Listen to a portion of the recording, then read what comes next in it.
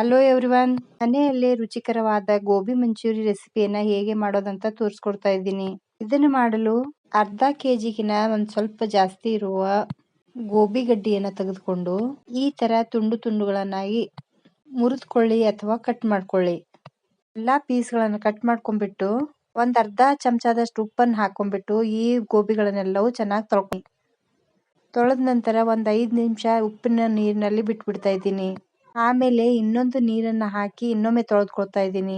ತೊಳೆದು ಒಳಗಿನ ನೀರೆಲ್ಲ ಬಸ್ಬಿಟ್ಟು ಪಕ್ಕಕ್ಕೆ ಇಟ್ಬಿಡ್ತಾ ಇದ್ದೀನಿ. 4 ರಿಂದ 5 ಚಮಚದವರೆಗೆ ಮೈದಾ ಹಿಟ್ಟು, 4 ಚಮಚ ಕಾರ್ನ್ ಫ್ಲೋರ್ ಗಳನ್ನ ಹಾಕಿ ಇವು ಎರಡೂ ಹಿಟ್ಟನ್ನ ಚೆನ್ನಾಗಿ ಮಿಕ್ಸ್ ಮಾಡ್ಕೊತಾ ಇದ್ದೀನಿ. ಆಮೇಲೆ 1 ಚಮಚದಷ್ಟು ಖಾರ ಪುಡಿಯನ್ನ ಹಾಕೋತಾ ಇದ್ದೀನಿ.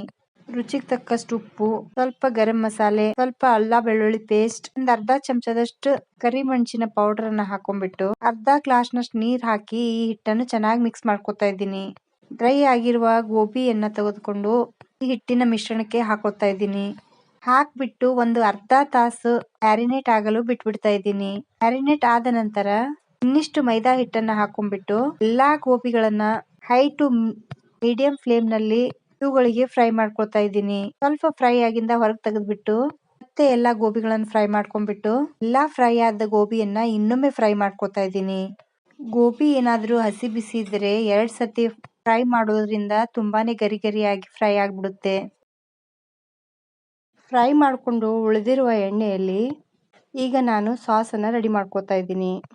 ಸಾಸ್ ಮಾಡಲು ಒಂದು ದೊಡ್ಡ ಗಾತ್ರದ ಈರುಳ್ಳಿಯನ್ನ ಹೆಚ್ಕೊಂಡ್ಬಿಟ್ಟು ಅದಿರುವ ಎಣ್ಣೆಗೆ ಹಾಕೊಳ್ತಾ ಇದ್ದೀನಿ. 1 ಚಮಚ ಅಲ್ಲ ಬೆಳ್ಳುಳ್ಳಿ ಪೇಸ್ಟ್, 8 ರಿಂದ 10 ಬೆಳ್ಳುಳ್ಳಿಯನ್ನ ಹಾಕೊಂಡ್ಬಿಟ್ಟು ಚೆನ್ನಾಗಿ ಫ್ರೈ ಮಾಡ್ಕೊಳ್ತಾ ಒಂದು ಹಸಿಮೆಣಸಿನಕಾಯಿಯನ್ನ ಹೆಚ್ಚು ಹಾಕೊಂಡ್ಬಿಟ್ಟಿದ್ದೀನಿ. 1 ಚಮಚ ಖಾರ ಪುಡಿ, 1/4 ಚಮಚ ಗರಂ ಮಸಾಲೆ, ಅರ್ಧ ಚಮಚದಷ್ಟು ಕರಿಮೆಣಸಿನ ಪೌಡರ್ ಅನ್ನ ಹಾಕೊಳ್ತಾ ಇದ್ದೀನಿ. ರುಚಿಗೆ ತಕ್ಕಷ್ಟು ಉಪ್ಪನ್ನು ಹಾಕೊಂಡ್ಬಿಟ್ಟು ನಿಮ್ ಕಡೆ ಕ್ಯಾಪ್ಸಿಕಮ್ ಇದ್ರೆ ಹೆಚ್ಚು ಹಾಕೊಂಡ್ಬಿಡಿ, ನನ್ ಕಡೆ ಇಲ್ಲ ಅಂತ ಹಾಕ್ತಾ ಇಲ್ಲ. 1 ಚಮಚ ಸೋಯಾ ಸಾಸ್, 2 ಚಮಚ ರೆಡ್ ಚಿಲ್ಲಿ ಸಾಸ್, 4 ಚಮಚ ಟೊಮ್ಯಾಟೊ ಕೆಚಪ್ ಹಾಕೊಂಡ್ಬಿಟ್ಟು ಕೈ ಬಿಡದೆ ಇದನ್ನ ಚಮಚನ ಆಡಿಸ್ತಿರ್ಬೇಕು. 1 ಚಮಚದಷ್ಟು ಕಾರ್ನ್ ಫ್ಲೋರ್ ಅನ್ನ ತೆಗೆದುಕೊಂಡ್ಬಿಟ್ಟು ಇದಕ್ಕೆ ಮಿಕ್ಸ್ ಆಗುವಷ್ಟು ನೀರನ್ನ ಹಾಕೊಂಡ್ಬಿಟ್ಟು ಗಟ್ಟಿ ಆಗಿರಬಾರ್ದು, ಸ್ವಲ್ಪ ಅಳಕ್ ಮಾಡ್ಕೊಂಡ್ಬಿಟ್ಟು ಈ ಸಾಸಿಗೆ ಹಾಕೊಳ್ತಾ ಇದ್ದೀನಿ. ಗಟ್ಟಿ ಆಗಲು ಬಿಡಬೇಡಿ.